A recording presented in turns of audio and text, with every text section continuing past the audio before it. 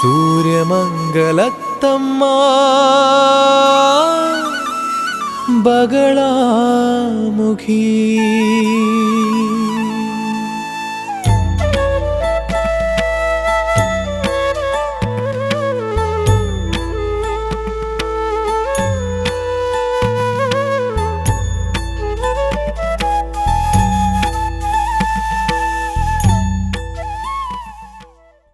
జై జగన్మాత బగళాముఖి. ఓం క్రీం బగళాముఖి వరదే సర్వసౌభాగ్యప్రదాయిని. సమస్త భక్తానాం సర్వ అభీష్టం సాధయ సాధయ క్రీం ఓం స్వాహా. మీరు కొత్తగా పెళ్లి చేసుకోవాలని సంబంధాలు చూడడం ప్రారంభించిన ఓ వ్యక్తి అయితే, అబ్బాయి అయినా అమ్మాయి అయినా, లేదా మీ ఇంట్లో మీ పిల్లల కోసమో మీకోసమో సంబంధాలు చూస్తుంటే, ఇప్పుడు నేను చెప్పబోయే విషయం మీకు చాలా ఉపయోగకరంగా ఉంటుంది. అదేమిటంటే, పెళ్లి కోసం సంబంధాలు చూసే సమయంలో సాధారణంగా అందరూ జ్యోతిష్యులు ఏడో స్థానం మాత్రం చూస్తారు. మీకు కూడా తెలుసు, చాలామంది ఏడో స్థానం మాంగళ్య స్థానం అని చెబుతారు. కొంతమంది ఏడో స్థానం కళత్ర స్థానం అని చెబుతారు. కళత్ర స్థానం అని చెప్పుకున్నప్పుడు పురుషుడి జాతకంలో మాత్రమే చూడాలి. ఎందుకంటే కళత్రం అంటే భార్య అని అర్థం. ఇదే స్త్రీ జాతకానికి వస్తే ఏడో స్థానం అనేది పతి స్థానం అవుతుంది. కాబట్టి ఉమ్మడిగా మాంగళ్య స్థానం అనే చెప్పుకుందాం. ఏడో స్థానం మాంగళ్య స్థానం, మాంగళ్యం అంటే పెళ్లి, ఏడో స్థానం మాంగళ్య స్థానం. కాబట్టి పెళ్లి చేసుకోవాలనుకున్నప్పుడు జాతక పొంతన చూసేటప్పుడు ముఖ్యంగా చూడాల్సింది ఏడో స్థానం, ఎనిమిదో స్థానం, రెండో స్థానం. 7లోనూ 8లోనూ 2లోనూ అంటే లగ్నం యొక్క రెండో స్థానంలో, అక్కడ నుండి ఎంచుకుంటూ వస్తే ఏడో స్థానంలోనూ 8దో స్థానంలోనూ పాప గ్రహాలు ఉంటే మ్యాక్సిమం ఆ జాతకాన్ని పక్కన పెట్టేయాలి. పాపగ్రహం అని చెప్పుకున్నప్పుడు సూర్యుడు, శని, రాహువు, కుజుడు లాంటివన్నీ పాపగ్రహాలు. కేతువు కూడా పాపగ్రహమే. అంటే సూర్యుడు, రాహువు, శని, కుజుడు, కేతువు అనే 5 గ్రహాలు 2లోనూ 7లోనో 8లోనో, అంటే అన్ని గ్రహాలు కలిసి కాదు, ఏదో ఒకటి ఉంటే మ్యాక్సిమం ఆ జాతకాన్ని పక్కన పెట్టేయాలి. ఇందులో 7వ స్థానంలో రాహువో శనో ఉందని అనిపిస్తే, అదేవిధంగా 2వ స్థానంలో ఈ గ్రహాలు ఉన్నట్లయితే అది పునర్వివాహ యోగాన్ని సూచిస్తుంది. 7వ స్థానం మాంగళ్య స్థానం. పెళ్ళి తరువాత ఇద్దరూ కలిసి ఒక కుటుంబం అవుతారు. అదే 2వ స్థానం. కాబట్టి 7లోనో 2లోనో ఈ పాపగ్రహాలు, ఒకటి కంటే ఎక్కువ పాపగ్రహాలు అంటే సూర్యుడు, శని, రాహు, కుజుడు, కేతు అనే పాపగ్రహాలు ఒకటి కంటే ఎక్కువ ఉంటే గనక అది పునర్వివాహాన్ని సూచిస్తుంది. అంటే ఒక్క పెళ్లి జరగాలి, సమస్య రావాలి, ఆ తర్వాత విడిపోవాలి, ఆ తర్వాత మరో పెళ్లి జరగాలి. ఆ విధంగా జరిగినప్పటికీ సంతోషకరమైన ఒక కుటుంబ జీవితం సాధ్యం కాదు అని అర్థం. మీకు మీరు అనుకున్న ప్రకారం మీ కుటుంబ జీవితం సంతోషంగా లేదా, అది నిజమైతే ఖచ్చితంగా జాతకంలో చూడండి. 7లోనో 8లోనో 2లోనో ఈ పాపగ్రహాలు ఉంటాయి.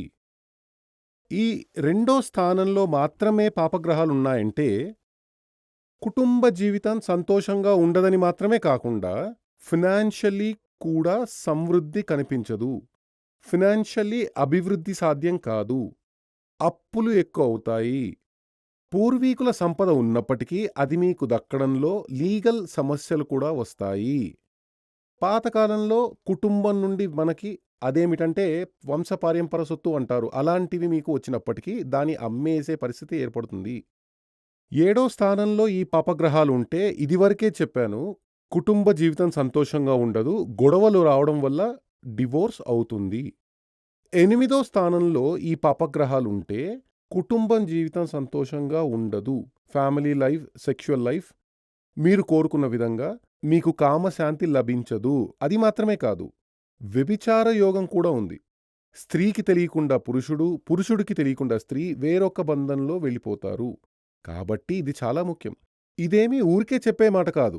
ఇక్కడేమిటంటే జాతకం చూడ్డానికి వచ్చినప్పుడు ఇలా ప్లానెటరీ పరిస్థితులు ఈ విధంగా ఉంటే వాళ్ళల్లో ఒకరిని బయటకు పంపాలి. పేరెంట్స్‌తో కలిసి వచ్చి ఉంటే వాళ్ళని బయటకు పంపి ఆ అబ్బాయికి మాత్రమే లేదా ఆ అమ్మాయికి మాత్రమే ఈ జాతకంలో ఇలా ఉంది. ఇది కరెక్టేనా అంటే, అవును స్వామి నిజమే అలాగే ఉంది. నాకు వేరొక రిలేషన్ ఉంది. ఏం చెయ్యాలి? ఆయనతో అస్సలు ప్రయోజనం లేదు అని చెబుతారు. ఇదే విషయం పురుషుడిని అడిగితే ఆ వ్యక్తి అవును స్వామి ఆమె మీద నాకిష్టం లేదు. విరక్తిగానే ఉంటుంది. నేను వేరొక పని చేసే చోటే నాకు వేరొకరితో ఒక రిలేషన్ ఉంది అని చెబుతారు. ఇలాంటి అనుభవాలు 40 సంవత్సరాల అనుభవాలున్నాయి. వాటి నుండి మీకు చెబుతున్నాను.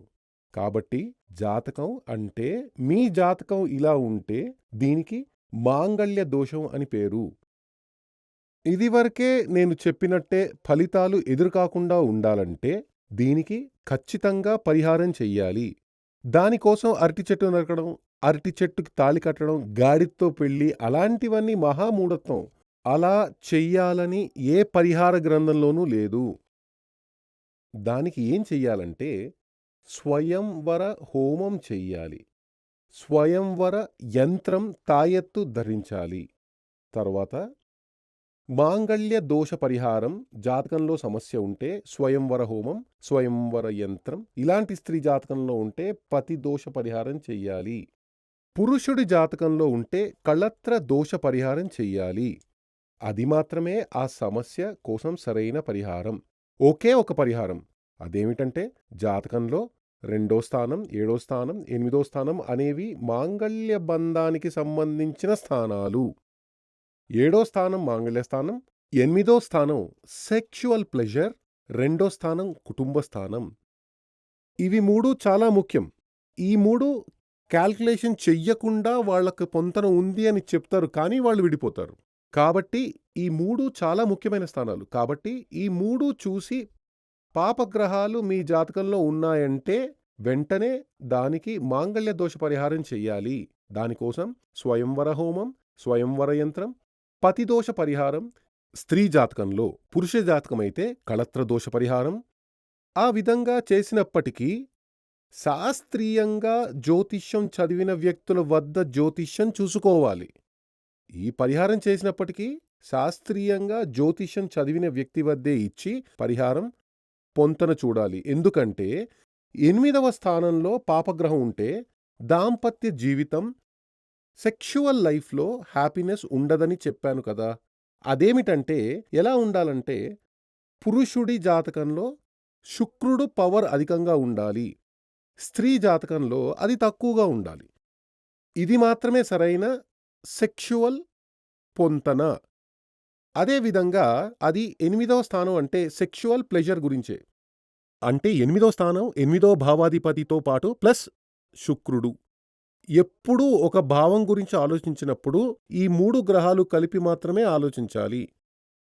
2వ స్థానం గురించి చెప్పినప్పుడు 2వ స్థానం, 2వ స్థానానికి అధిపతి అంటే 2వ స్థానంలో ఉండే గ్రహం, 2వ స్థానానికి అధిపతి ఎక్కడ ఉంటే అక్కడ. తర్వాత 2వ స్థానం అంటే ధనస్థానం, ధనానికి అధిపతిగా ఉండే గురువు.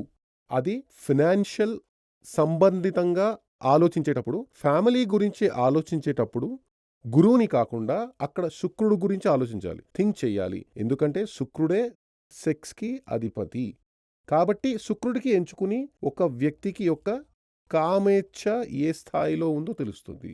ఎప్పుడూ జాతకం చూసేటప్పుడు స్త్రీ జాతకంలో శుక్రుడు పవర్ తక్కువగా ఉండాలి. పురుషుడు జాతకంలో అది కొంచెం ఎక్కువగా ఉండాలి. అలా ఉన్నప్పుడు మాత్రమే దాంపత్య జీవితం సంతోషకరంగా ఉంటుంది. మీ జాతకం గురించి నా మాటలు వింటున్నది ఒక స్త్రీ అయితే ఆమె దగ్గర నేను అడిగేదేమిటంటే, మీరు మీ దాంపత్యంలో 100% సంతోషంగా ఉన్నారా? మీరు భావించే విధంగా మీకు ఆ ఫీలింగ్స్ అందుతున్నాయా? లేదంటే జాతకం తీసి చూడండి. మీ జాతకంలో ఉన్న దానికంటే మీ పురుషుడి జాతకంలో ఆ శుక్రుడికి పవర్ తక్కువగా ఉంటుంది. ఇది మీరు కోరుకున్న విధంగా మీకు కామశాంతి లభిస్తోందా? తృప్తిగా ఉందా మీ లైఫ్? దాంపత్య జీవితం ఉంది అంటే ఖచ్చితంగా పురుషుడి జాతకంలో శుక్రుడు పవర్‌ఫుల్‌గా ఉన్నాడని అర్థం. అంటే జీవితంలో అత్యంత ముఖ్యమైనది దాంపత్య జీవితం, శారీరక సంబంధం అని చెబుతారు.